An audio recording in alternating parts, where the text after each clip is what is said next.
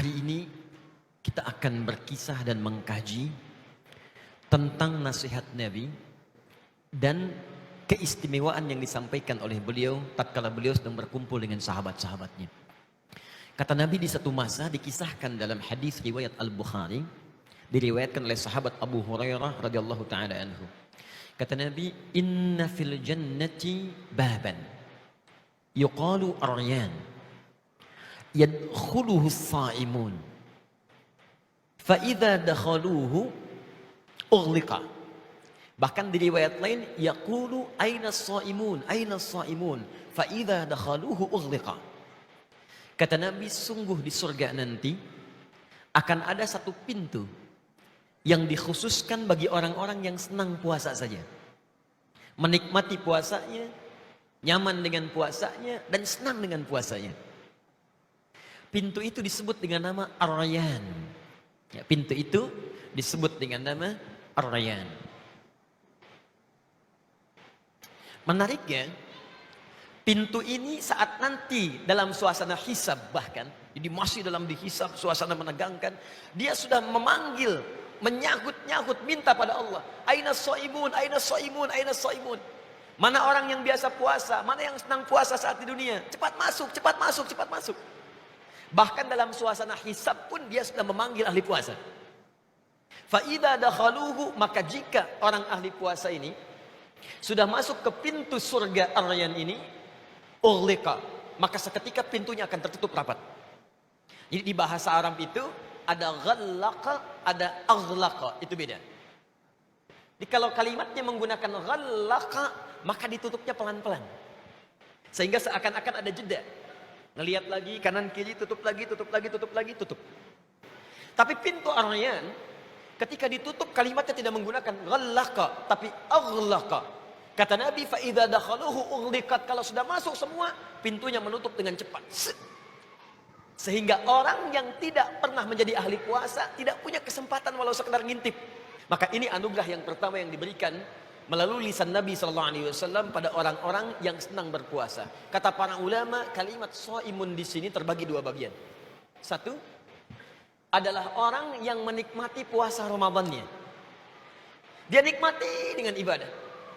Saat siangnya dia puasa, dalam puasa dia beristighfar, dalam puasa dia kerjakan amal soleh, dia rajin baca Quran, menikmati puasanya sampai dia berbuka. Sampai doanya pun disebut oleh Nabi dalam hadis riwayat Al-Bukhari, riwayat sahabat Abu Hurairah, doanya pun ketika memohon seketika dikabulkan.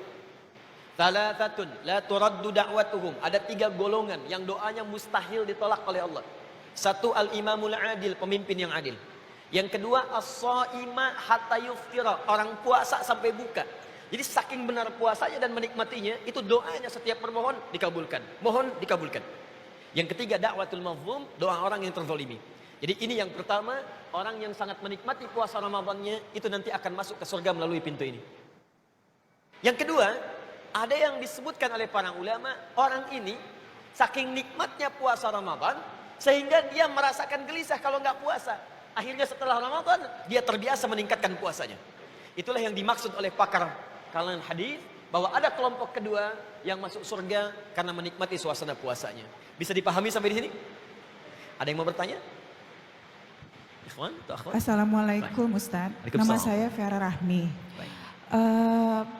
Ada berapa pintu surga yang kalau tadi kan Ustadz jelaskan ada satu pintu surga yang akan dimasuki oleh orang-orang yang berpuasa.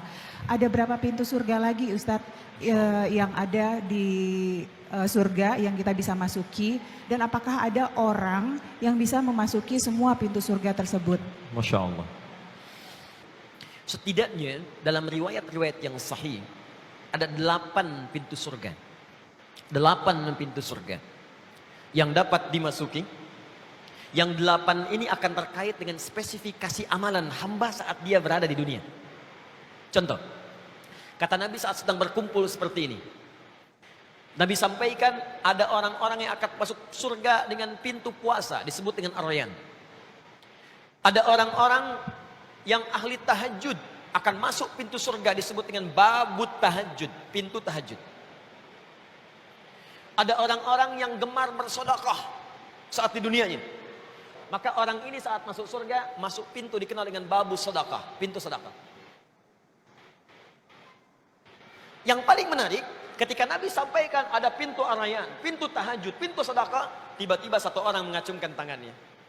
Kata beliau ini Abu Bakar As-Siddiq, "Ya Rasulullah, wahai Rasulullah, adakah yang saat masuk ke surga dipanggil oleh semua pintu tadi?"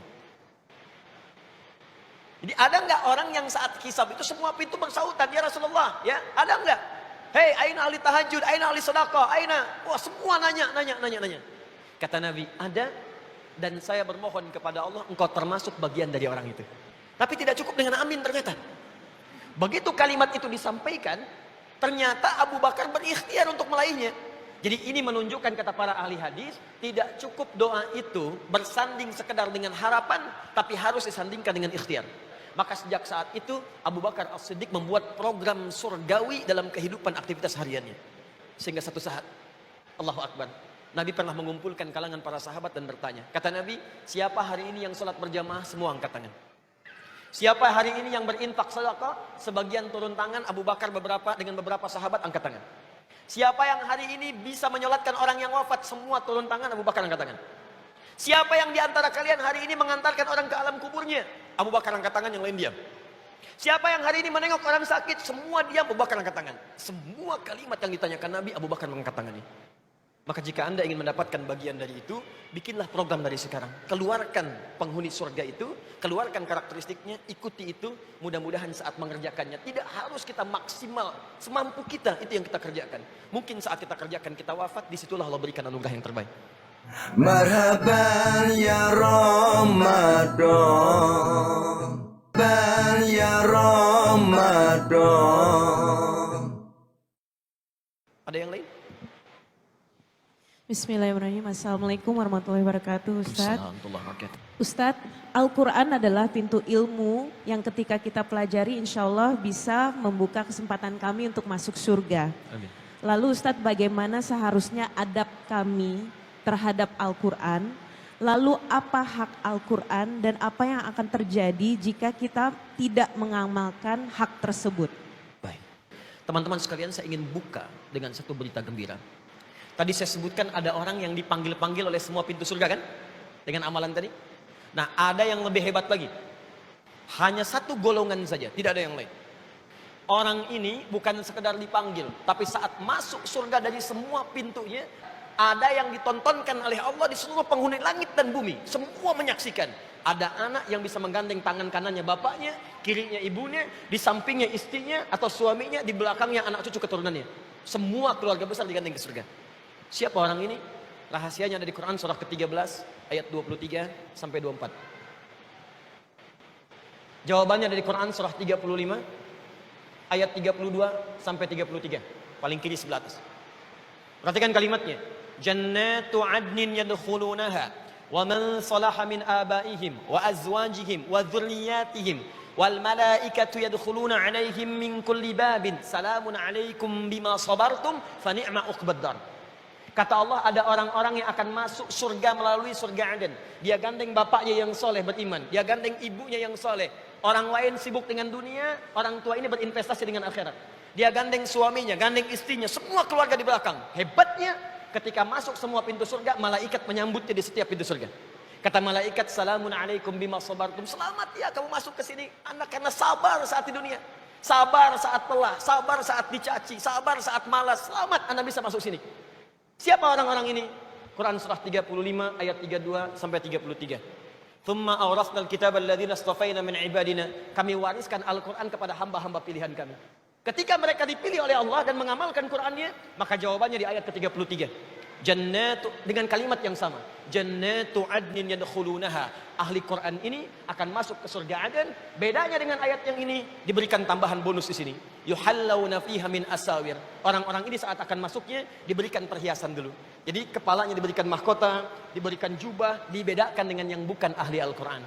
Terakhir, adapun orang yang menjauh dari Al-Quran, yang tidak mengamalkan isi Al-Quran, maka orang ini akan mendapatkan dua kerugian saat kembali kepada Allah Subhanahu wa taala.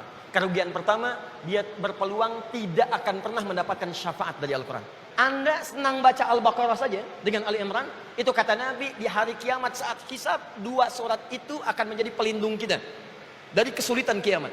Yang kedua, mohon maaf, Qur'annya tidak akan pernah meminta kepada Allah untuk memasukkan dia ke dalam surga. Maka itulah diantaranya, mudah-mudahan kita termasuk orang-orang yang ditunjukkan oleh Allah dengan mencintai Al-Quran. Wallahu ta'ala a'lam bissawab. Ada yang lain? Assalamualaikum warahmatullahi wabarakatuh. Assalamualaikum. Pak Ustadz, saya mau bertanya, apakah benar jika ada rasa sombong sedikit, walaupun sedikit, mengakibatkan kita gagal memasuki pintu surga manapun, Pak Ustadz? Bukan kita kali ya, orang lain saja lah ya. Baik, kita tidak berharap demikian. Barakallahu fiik. Baik, sombong itu penyakit iblis yang pertama. Dan itu yang mengeluarkan dia dari rahmat Allah. Quran surah kedua ayat 34. Ya, paling kiri di pertengahan, Quran surah kedua ayat 34. Kejadiannya terjadi di Quran surah ke-7 ayat ke-12 sampai 13. Ini makhluknya jin yang bermaksiat. Quran surah ke-18 ayat ke-50, paling kanan pertengahan. Lalu kemudian muncul hadis qudsi mengharamkan sifat sombong dalam kehidupan kita. Perhatikan baik-baik. Quran surah 2 ayat 34, kalimat sombong pertama di Quran. Wa idh qulna lil malaikati isjudu li adama fasajadu illa iblis. Ketika kami perintahkan kepada semua malaikat dan jin yang hadir pada saat itu, hormat kalian kepada Adam, sujud. Bukan sujud menyembah tapi hormat. Fasajadu, semua hormat sujud. Malaikat, jin taat, semua hormat.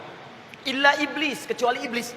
Aba, dia enggan untuk sujud hormat, wastakbar, karena sombong. Aba wastakbar, karena sombongnya dia tidak mau hormat.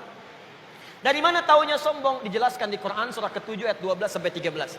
Kata Allah, "Ma mana'aka alla tasjud id amartuk." Hei kamu, kenapa enggak mau sujud saat saya perintahkan? Bukan sujudnya yang penting, ini perintah saya. Kalau kalian enggak sujud, termasuk hamba enggak sujud, enggak sholat semuka langit dan bumi, tidak akan menurunkan status Allah sebagai Tuhan. Ini perintah saya, kata Allah. Kenapa kamu sombong di hadapan saya? Apa jawab iblis? Ana khairun minhu, khalaqtahu min narin wa khalaqtahu min tin. Ya, khalaqtani min narin wa khalaqtahu min tin. Engkau ciptakan saya dari api, kau ciptakan dia dari tanah. Tidak level yang tinggi, hormat kepada yang rendah. Sombong. Apa jawab Allah? Qala fakhruj. Keluar kamu. Tidak layak untuk engkau berbuat seperti itu. Siapa iblis yang dimaksud di sini? Adalah jin yang fasik. Quran surah ke-50 ayat ke-18. Wa idh qulna lil malaikati isjudu li adama fasajadu illa iblis kana minal jinni fafasaqa min amri rabbih. Asalnya jin yang sangat taat, kemudian fasik. Fasik itu bermaksiat dari Allah dan gak mau tobat. Bermaksiat dari Allah dan tidak mau tobat. Itu yang membedakan setan dengan manusia. Setan maksiat gak mau tobat. Manusia maksiat mau tobat. Jadi kalau ada manusia bermaksiat tidak mau tobat, patut diduga apakah dia manusia atau setan. Ini masalahnya. Paham ya? Baik, kalau sudah paham barangkali kami simpulkan bahwa saking sayangnya Allah, diberikan kita kesempatan untuk memasuki surga dengan ragam aktivitas yang biasa bisa kita pilih dan kerjakan. Ini menunjukkan betapa sayangnya Allah kepada kita sehingga membuat semua alternatif dan menginginkan semua hambanya ke surga.